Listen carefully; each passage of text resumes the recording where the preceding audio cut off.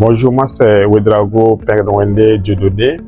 Je suis le vice-président de la délégation spéciale de la commune de Ouagadougou, donc la capitale du Burkina Faso.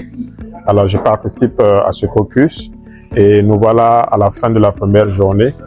Et nos attentes étaient effectivement d'avoir un regard sur la vie du réseau et aussi dégager des perspectives ou des recommandations fortes qui vont permettre à ce que le réseau puisse répondre véritablement aux attentes des collectivités membres.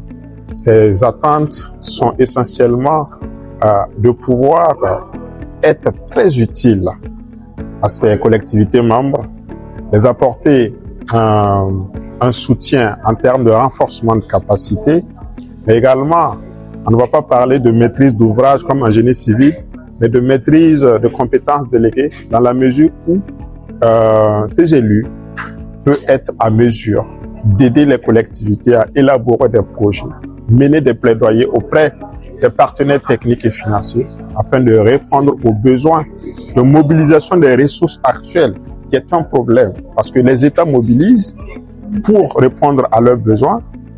Les collectivités font partie de ces États, mais il y a des niveaux de responsabilité, de compétences à gérer, au point que les collectivités doivent elles aussi mobiliser des ressources de façon directe. Alors, notre attente ou nos attentes sont à ce niveau, faire en sorte que nous puissions s'accorder et voir comment on s'accompagne pour atteindre l'objectif qui est l'amélioration des conditions de vie de nos populations. La jeunesse aujourd'hui ne se conjugue pas sur une question d'avenir. La jeunesse c'est actuellement. Et je pense véritablement que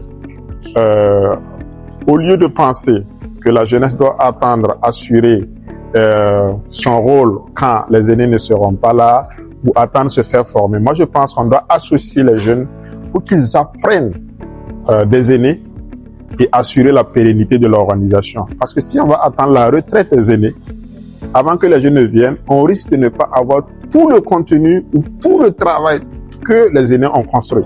Donc c'est maintenant les jeunes. Ils doivent être à l'intérieur, apprendre et se préparer pour apporter plus de contributions.